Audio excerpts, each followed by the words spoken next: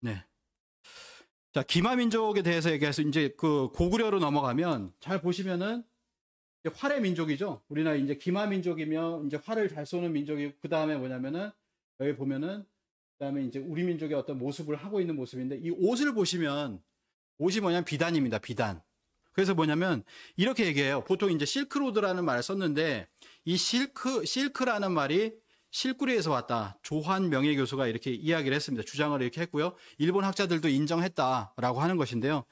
실크라는 말 자체가 실구리에서 왔다. 뭐 실크라는 말은 실이라는 말은 우리말의 실이라는 거예요. 그러면 뭐냐면 우리가 원래 실로 이제 비단을 제작했었던 그 옷들이 나간 건데 중국도 역사 왜곡을 많이 했잖아요. 그렇기 때문에 이거는 면밀히 조사를 해봐야 된다라고 하는 것이죠. 그래서 실크로드를 얘기할 때 이들은 뭐냐면 중국에서는 여기서 끝난다고 했죠. 낙양이다. 그러면 여기 시안이라고 합니다. 여기서부터 시안, 서안이라고 하는 여기서부터 실크로드가 이렇게 전개가 됐다라고 하면서 자신들이 어떤 대륙의 실크로드, 해양 실크로드 하면서 지금도 보면은 그런 걸 주장을 하고 있잖아요. 그런데 우리는 뭐냐면 경주부터 나갔다. 이렇게 얘기를 합니다. 그래서 보면 여긴 점선으로 돼 있어요. 우리들 이제 주장할 완전히 좀 있기는 좀 아직까지는 우리 그걸로 멋쩍고 하니까 아마 점선으로 지은 것 같습니다. 그런데 실제로는 이게 신라에까지 이어진다라고 하는 것을 우리가 알 수 있죠. 그래서 신라로부터 비롯해서 고구려를 거쳐서 뭐냐면 실크로드가 이렇게 전개가 되었다라고 하는 것을 우리가 살펴볼 필요가 있다. 그래서 터키 대통령이 이렇게 얘기를 했어요. 이스탄불이 자랑스러운 실크로드의 서단이라면 경주는 자랑스러운 실크로드의 동단이다. 이렇게 또 2013년에는 얘기를 했습니다. 자, 한국과 이란을 좀 알아보도록 하겠습니다. 이란에는 보면은 고대 페르시아 대서사인 쿠시나메라고 하는 것이 있어요. 이란에서 오신 분 계시나요? 오늘 계신지 모르겠어요. 이란에 사시는 분 있으셨는데 지금 화면에는 보이지 않는 것 같습니다. 자, 이란에는 고대 페르시아 대서사인 쿠시나메라고 있는데요. 이게 800쪽인데 그 중에 500페이지가 되는 것이 신라에 관한 이야기라고 합니다. 놀랍죠? 그래서 우리나라에서 이제 번역이 됐는데요. 이 쿠시나메를 다르유시라고 하는 이란 국립박물관장이 이걸 발견을 했어요. 그래가지고 알리니까 이희수 교수님은 달려갔습니다. 달려가가지고 보니까 쿠시나메 중 절반 가정이 나오는 바실라라고 하는 거 신라다. 바실라라고 나오는데 그게 신라라는 겁니다. 그래서 이란 보면 유물도 보면 이란의 그물무늬 유리잔이 있고 경주에 천마총 감색 유리잔이 있어요. 이 유리잔은 똑같다고 볼 수가 있습니다. 그물 무늬에다가 이런 부분들을 보면은 색깔 외에는 다 똑같죠. 그래서 이란에서부터 경주 신라에 이르기까지 뭔가 교류가 있었다라고 하는 것을 우리는 알 수가 있습니다. 그래서 지금 그런 어떤 과거의 어떤 그런 어떤 교감이 지금으로 이루어지는 거죠. 그래서 뭐 대장금을 90% 시청했다. 지금 최근에 작년에도 이란을 가보니까 이란을 가면 우리가 보통 이거 하잖아요. Do you know 김치? Do you know 싸이? 우리가 먼저 물어보잖아요. 근데 저쪽에서 먼저 물어보더라. Do you know BTS? BTS 알아요? 한국인에게 이렇게 물어보더라는 겁니다. 그리고 서선호 알아?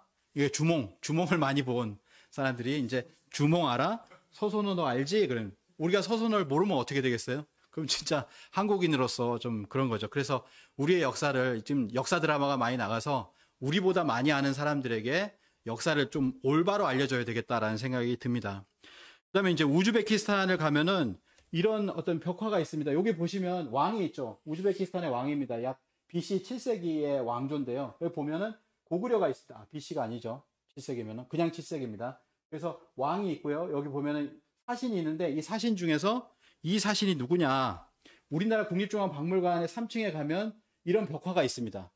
이런 벽화가 있거든요. 여기 보면은 여기에 있어요. 여기 이제 우리나라 고구려 사신이 있습니다. 그래서 우즈베키스탄 대통령이 와가지고 우리나라가 이제 초대를 했죠. 우리나라 국립중앙박물관에 가서 당신네 나라에 있는 것이 우리나라에 있다라고 하면서 이게 초대를 한 겁니다. 사마르칸트 벽화 속에 고구려의 사신이 있는 거죠. 아까 고구려 벽화에서 무용총에서 보셨듯이 머리에 보면은 조관을 하고 있어요. 깃털관입니다. 그래서 새 깃털관 요걸 쓰고 있고 그다음에 환두대도를 차고 있는 이게 검이 달라요. 그래서 환두대도를 차고 있는 그런 모습들이 고구려나 신라다. 지금은 이제 고구려라고 이야기를 합니다. 이것이 이제 이어져서 지금 보면은 이제 킹덤이라고 넷플릭스에서 나오는 걸 보고서 수많은 모자들이 있는 거죠. 이런 어떤 계급을 나타내기도 하고 여러 가지를 상징하는 그런 모자들이 나오길 합니다. 우즈베키스탄 대통령이 와서 뭐라고 얘기하냐면 양국 관계는 1400년 동안 지속됐다. 의장대 모자에 깃털이 2개 달려 있는데 벽화 속에 사신의 모자에도 같은 깃털이 있다. 이거를 발견을 한 거죠. 이걸 발견해서 대화의 소재로 이렇게 삼았습니다. 이 역사라고 하는 것은 이렇게 교감할 수 있는 그런 어떤 주제이기도 합니다. 그래서 고구려 장군의 온달, 우리가 온달과 평강공주라고 얘기를 하잖아요. 이 온달이 아까 봤었던 왕조가 소고디아거든요. 소고디아 왕조에서 온 왕족일 가능성이 있다. 그러니까 왕족이니까 공주하고 결혼하는 거죠. 온달과 평강공주입니다. 근데 바보 온달이라고 하는 것은 우리하고 다르게 생겼다는 거예요. 그래서 이제 그렇게 이야기를 하는 거죠. 그래서 이 소고디아인들이 있는 신라 왕릉에 무인석이 있습니다. 보면은 이게 우리나라 사람이 아니잖아요. 이게 소고디아인이거든요. 그래서 괴릉과 흥덕 왕릉에 보면은 이런 모습을 하고 있다. 그래서 페르시아 왕족의 어떤 모습을 이렇게 하고 있더라라고 하는 것이고요. 또 하나는 뭐냐면은 이게 소고디아에서 유행하는 주머니입니다. 주머니. 이게 그 국립중앙박물관에 가도요. 똑같은 주머니를 하고 있어요. 소고디아 스타일의 포체테라고 하는 주머니예요. 그래서 이런 주머니를 하고 있는 걸 보면 빼박이다라고 하는 거죠, 이게. 그래서 이런 우즈베키스탄과 1400년 전에 교류가 있었고 그런 교감이 있었다라고 하는 것을 알 수가 있고요. 그래서 뭐냐면은 대장금이 방영이 되고 여기가 95%예요. 이란보다 높아요. 우즈베키스탄이 95번 재방송에 방송 당시 97%에 육박했다. 97%면 아무도 이제 밖을 나가지 않았다라는 거죠. 이 드라마를 볼 때는. 그래서 뭐 그런 것이고요. 그래서 이제 제가 고려인 뭔가 위원을 하고 있는데요.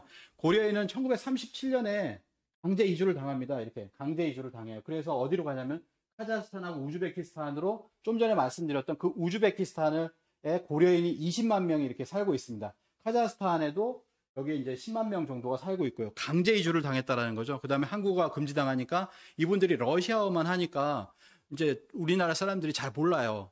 고려인 하면은 이제 러시아어로 이제 가레이츠라고 하는데 이분들이 전 세계 55만이 있습니다. 한류 열풍의 어쩌면 거점이 될 수 있는 분들이에요. 실제로 이분들이 이제 한국어를 잘 하시면은 그래서 국내에는 그 중에서 한 10만 명 정도가 들어와 있습니다. 그래서 국내 안산에서 이제 기념식을 했던 거고요. 연해주에서 독립운동했던 분들입니다. 그분들이 이제 강제 이주를 당한 거거든요. 그래서 고려인 독립운동 기념비를 국내에 건립한다. 뭐 이런 것도 이렇게 하고 있습니다. 그 고려인 분들이 처음으로 갔던 곳이 어디냐면 카자흐스탄입니다. 이 카자흐스탄을 그분들은 얘기해요. 고려인 분들이 우리가 왜 여기까지 강제 이주를 당했을까? 그러고 보니 우리 조상들이 여기까지 왔었구나라고 하는 것을 절감을 또 하고 있습니다. 그런 인연이 있어서 강제 이주가 된 것이냐 이렇게까지도 얘기하시는 분은 있어요.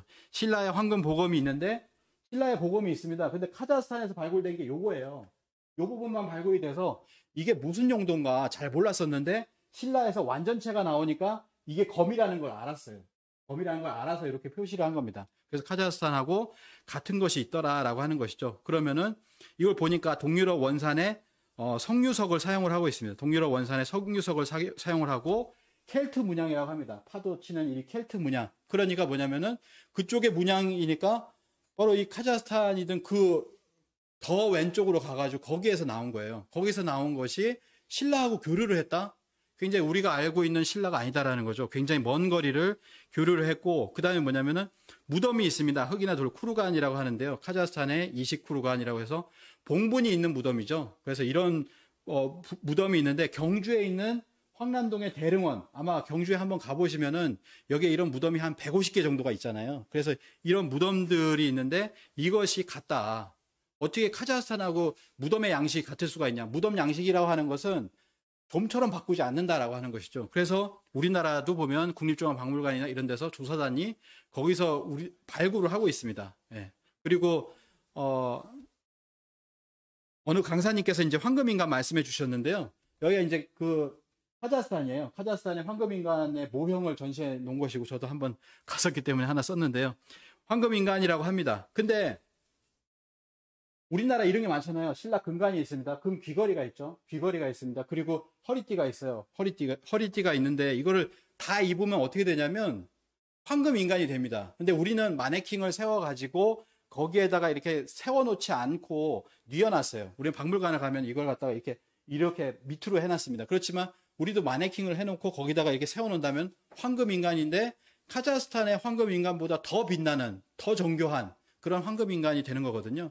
어떤 정책적인 부분이라고 생각을 하고 결국에는 뭐냐면 카자흐스탄하고 우리하고 황금 문화가 공유되어 있더라라고 하는 겁니다. 신라 금관이나 황금 유물에서 보이는 것과 신통하게 거의 같다. 실크로드의 저쪽 끝에, 그리고 실크로드의 끝인 우리 경주 신라, 이것이 같다라고 하는 거예요. 과거에도 이런 어떤 뭐 고대의 한류라고 볼 수 있는 어떤 교류가 있었다라고 하는 것이죠. 그 핵심이 이제 신라 금관이고, 신라 금관이 있습니다. 그래서 그 신라 환단고기 북콘서트를 잘 보시면, 경주에서 한 환단고기 북콘서트를 보시면은 이런 어떤 신라와 그런 어떤 교류들을 확실하게 이렇게 알 수가 있습니다. 신라의 금관이 인류의 원형 문화를 담고 있다라고 하는 것이죠. 그래서 전 세계 금관, 이건 전 세계도 금관이 많은데 왜 우리가 이렇게 많다고 하느냐? 순금이에요. 100% 순금 금관이 있는데 신라가 7점, 가야가 2점, 외국에 3점이 있더라. 금관의 종주국이 바로 신라라고 하는 것이죠. 그래서 신라의 금관은 중앙아시아나 알타이, 몽골 만주 지역에서 나타난 여러 형태의 금관의 아름다운 요소들을 모두 소화해내고 추상화하여 가장 아름다운 예술, 아름답게 예술적으로 승화를 하고 있다. 거의 끝났습니다. 자, 알타이입니다. 알타이를 보도록 하겠습니다. 이것도 한번 보셔야 되는데요. 자, 외국 가면 다 이렇게 얘기하는데 우리는 진짜야? 우리는 잘 모르니까. 카자흐스탄 문화공보부 장관이 이렇게 얘기를 합니다. 귀하는 단순히 카자흐스탄에 온 것이 아니다. 알타이 지역에 살던 조상에서 나온 형제들의 땅에 온 것입니다. 알타이 지역에서 살던 조상에게서 나온 형제들이 온 것이다. 알타이에서 낳고 서쪽으로 이동한 사람이 카자흐인이 됐다. 자기들이 되었다는 거예요. 동쪽으로 이동한 사람들이 한국인이라고 불리게 된 것이다. 이렇게 이야기를 하는 겁니다. 알타이에서 서쪽은 카자흐인이 됐고 동쪽으로 해서 그 끝자락으로 온 것이 바로 한국인이다. 우리는 형제 국가입니다. 이렇게 얘기를 하는데 우리는 당황을 하는 거죠. 이런 얘기 못 들었는데 이렇게 얘기를 하는 겁니다. 그래서 알타이가 이제 금악이라고 합니다. 알타이산, 금산, 알타이라는 게 금이라는 뜻이잖아요. 그래서 금산, 금악산, 골드 마운틴 이렇게 얘기를 하는데 삼국유사에 보면은 이 금악산이 나오질 않습니다. 삼국유사에 보면 이렇게 나오죠. 삼위와 태백산을 가보니 환인천재께서 아래쪽으로 삼위산과 태백산을 보니 가히 홍익인간하다. 가히 홍익인간 할 만한 땅이구나. 그래서 여기 환웅천왕을 보내셔가지고 이게 태백산에서 개천을 하게 하는 것이죠. 신시개천을 하게 하는 것인데, 근데 뭐냐면은 금악으로 간 사람이 있어요. 좀 전에 말씀드렸던 이 알타이산으로 간 세력이 있다라고 하는 것이죠. 그래서 보면은 이것이 유일하게 이 태백일사에 보면 이런 얘기가 나옵니다. 조대기에 이렇게 기록되어 있다라고 해서 안파견 환인께서 금악, 삼위, 태맥을 두루 살피더니, 우리가 삼국유사에는 삼위산과 태백산 이 두 가지가 나와요. 두 군데가 나와서 환웅천왕이 태백산으로 가고 그 다음에 중국의 시조가 되는 반고가 삼위산으로 갑니다. 금악이라는 것도 두루 살폈다라는 거죠. 그러니까 뭐냐면 기록에는 없지만 금악으로 누군가를 보냈을 것이다. 금악에 누군가 갔을 거 아니에요. 이 금악이라는 건 알타이잖아요. 금악, 삼위, 태백을 두루 살피더니 태백은 가히 널리 인간을 이롭게 할 만한 곳이다. 홍익인간 할 만한 곳이다라고 하는 거죠. 그래서 이 금악이 나온다라는 거예요. 우리가 이제 갈 만한 곳으로서. 그래서 그곳이 그곳에 지금 알타이 공화국이 있고 여기 보면은 똑같은 파지릭, 쿠르간이 있다. 파지릭이라고 하는 그 권역에 보면은 155개의 쿠르간이 있다. 그리고 경주에 보면은 쿠르간이라고 얘기할 수 있죠. 그 경주에도 150여 개의 쿠르간이 있는데 여기 보면 이 쿠르간이 있다는 거예요. 그럼 무덤이 있다라는 겁니다. 그래서 이 무덤에서 이 알타이에 이런 무덤이 있고 카자흐스탄, 여기가 카자흐스탄이에요. 카자흐스탄에 이런 무덤이 있고 그 다음에 여기도 쿠르간이 있더라. 이렇게 쿠르간의 어떤 이동 경로를 보는데요. 이 파지릭이라고 하는 곳에 보면은 이렇게 있습니다. 벽화, 양탄자 같은 것인데요. 여기 보면은 말의 이 앞부분과 이 말의 앞가슴에 뭐가 있냐면 이런 게 있어요. 이런 게 고곡이라고 합니다. 고곡이거든요. 고곡. 그래서 이제 구분옥이다라고 해서 일본의 학자들이 이제 고곡이라고 했습니다. 일단 고곡이라고 하고요. 그래서 이것이 가장 많이 나는 곳이 뭐냐면 신라입니다. 신라가야 이런 곳에서 신라가야 이 금관을 보시면 아시겠지만 이게 붙어 있잖아요. 이렇게 이 고곡의 어떤 정신적 상징이 무엇이냐 이것도 보면 신라를 다루고 있는 신라 경주 한콘을 보시면 됩니다. 그래서 이것이 어디로 가냐면은 일본에도 고곡이 많아요. 일본에는 이거를 삼종신기라고 합니다. 삼종신기라고 해서 총동곡을 칼 고곡을 갖다가 이게 우리나라의 어떤 건국 이념을 보면은 천부인이라고 하잖아요. 이 천부인이 이걸 것이다. 일본에서는 이걸로 이제 상정을 하고 있는 거죠. 그래서 청동곡을 칼 고곡이라고 합니다. 그래서 일왕이 바뀌었잖아요. 이번에 일왕이 승계를 했는데 5월 달에 승계를 했는데요. 이 신종 3기가 있습니다. 이 신종 3기를 갖다가 다음 일왕에게 넘겨주는 의식, 이 하나의 의식으로서 다음 왕이 정해지는 거예요. 공인을 받는 거죠. 그래서 여기 보면 세 가지가 있습니다. 그래서 이게 아마 칼이겠죠. 기니까 이게 칼일 거고, 그 다음에 이제 고곡이 있고, 청동고을은 가져오지 못했습니다. 청동고을은 이제 신사 안에 있는데 이건 신성에서 못 가져간다라고 해가지고 이거는 그냥 상징적으로 다른 걸 세 가지를 올려놓은 거예요. 신종 3기 승계 의식이 있습니다.